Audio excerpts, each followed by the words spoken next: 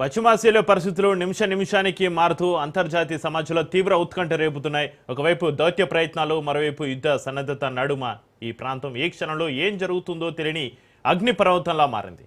అగ్రరాజు America, Iran మధ్య దౌత్య చర్చలు తుది దశకు చేరుకున్నాయనే ఆశలు చిగురుస్తున్న తరుణంలోనే ఇరాన్ తీసుకున్న ఒక అనూహ్య నిర్ణయం ప్రపంచవ్యాప్తంగా కలకలం రేపుతోంది.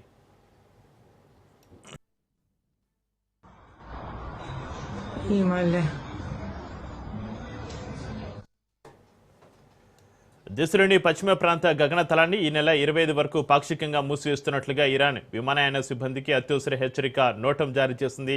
సాధారణంగా యుద్ధ వాతావరణం లేదా క్షిపణి పరీక్షలు జరిపే సమయంలోనే ఇలాంటి నిర్ణయాలు తీసుకుంటారు. దీంతో పశ్చిమాసియా మీదుగా ప్రయాణించే అంతర్జాతీయ విమాన సర్వీసులు అప్రమత్తమయ్యాయి. ఇరాన్ ఉన్నట్టుండి తన గగనతలాన్ని మూసివేయడం వెనుక బలమైన కారణాలే ఉన్నాయని రక్షణ నిపుణులు విశ్లేషిస్తున్నారు.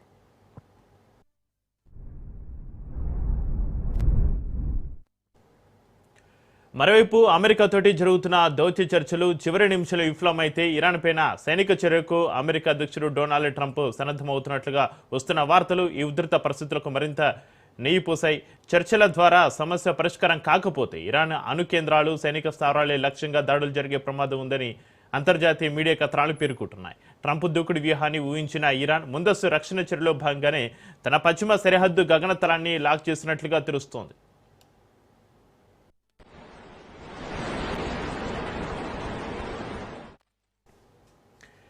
ఇక పశ్చిమ సరిహద్దు గగనతలాన్ని ఇరాన్ లాక్ చేయడానికి సంబంధించి మరింత సమాచారాన్ని మా ప్రతినిధి సునీల్ లైవ్లో అందిస్తారు. సునీల్, ఇరాన్ ఇజ్రాయెల్ యుద్ధం మళ్ళీ ప్రారంభమయ్యే అవకాశం ఉందా అంటే జాతీయ మీడియా కథనాల్లో ప్రసారమైనటువంటి కథనాలు చూస్తే అవుననే సమాధానం చెప్తుంది. ఎందుకంటే ఇరాన్ అదేవిధంగా అమెరికా, ఇజ్రాయెల్ మధ్య ఒప్పందాలు చివరి దశకు చేరుకున్న తర్వాత కూడా మళ్ళీ ఏ క్షణంలోనైనా ఆ ఒప్పందాలు సమీకరణలు మారితే ఏ క్షణంలోనైనా ఇరాన్పై అటు అమెరికా ఇరుచుకపడే అవకాశం ఉంది. అదే తరహాలో ముందస్తు చర్యలో భాగంగానే అటు ఇరాన్ కూడా ఇప్పటికప్పుడు తమ సైనిక చర్యలు అంటే సైనిక స్థావరాలు విధంగా తమ సంబంధించినటువంటి ముడి చమురు సంబంధించినటువంటి కంపెనీల దగ్గర కూడా సురక్షితంగా ఏర్పాటు చేసింది. ఇందులో భాగంగానే పశ్చిమాసియా సంబంధించిన గగనతలాన్ని మొత్తం కూడా క్లోజ్ చేసింది. ఇప్పటికే ఈ నెల 25 వరకు కూడా విమాన రాకపోకలు మొత్తం కూడా నిలిపివేస్తున్నట్లు కూడా ఇప్పటికే ఇరాన్ ప్రకటించింది. అయితే అమెరికా వైపు దౌత్య చర్చలు కొనసాగుతున్న నేపథ్యంలో ఒకవేళ చర్చలు విఫలమైతే ఏ క్షణంలోనైనా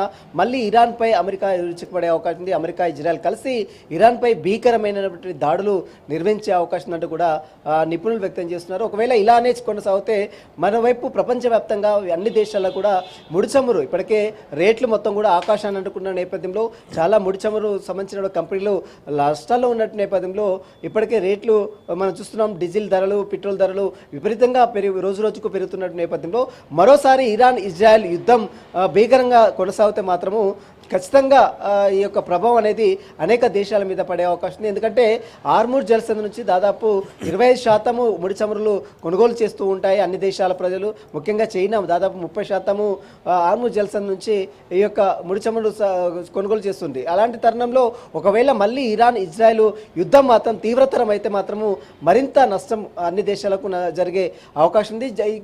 ఇప్పటికే మొత్తం కూడా అన్ని దేశాలు అటు అమెరికాతో ఉన్నటువంటి స్నేహ సంబంధించిన దేశాలతో పాటు మిత్ర దేశాలు కావచ్చు, మరోవైపు ఇరాన్తో ఉన్నటువంటి గల్ఫ్లో ఉన్నటువంటి కొన్ని మిత్ర దేశాలు కూడా ఈ చర్చలు మొత్తం కూడా సఫలం కావాలి, ఎట్టి పరిస్థితుల్లో విఫలం కావద్దంటే అనే సూచన అన్ని దేశాల ప్రజలు కూడా, అన్ని దేశాల నాయకులు, అన్ని దేశాల అధ్యక్షులు కూడా చేస్తున్న పరిస్థితి కనబడుతుంది. ఇప్పటికే అమెరికా అధ్యక్షుడు ట్రంప్ మరి దీనికి సంబంధించిన విషయంలో రోజుకొక కామెంట్ చేస్తూనే ఉన్నాడు. ఖచ్చితంగా ఇరాన్ని మాత్రం ఈసారి ఎట్టి పరిస్థితుల్లో ఉపేక్షించేది లేదని ఒకవైపు ట్రంప్ రోజు రోజుకు హెచ్చరికలు జారీ చేస్తున్న నేపథ్యంలో మరి ఇప్పుడు దౌత్య చరిత్రలు తుది దశకు చేరుకున్నాయని అందరూ భావించారు. ఖచ్చితంగా ఈ చర్చలు సఫలమవుతాయని అందరూ ఊపిరి పీల్చుకున్న సమయంలో ఒక్కసారిగా ఇరాన్ తీసుకున్నటువంటి ఈ యొక్క చర్యలు కావచ్చు, ఇరాన్ పశ్చిమాసియా సంబంధించిన గగనతలాన్ని పూర్తిగా క్లోజ్ చేయడం, అదేవిధంగా ఎయిర్పోర్ట్లు మొత్తం కూడా మూసివేయడం పట్ల ఇక ఖచ్చితంగా యుద్ధం అనివార్యమే అంటూ కూడా ఒక సంకేతాలు అయితే బయటకు వస్తున్న పరిస్థితి కనబడుతుంది. మరి చూడాలి ఏ విధంగా ఈ చర్చలు విఫలమవుతాయా సఫలమవుతాయా అనేది కూడా ఒక క్లారిటీ కూడా ఈ 2-3 రోజుల్లో వచ్చే అవకాశం. Chakri, right, thank you Sunil.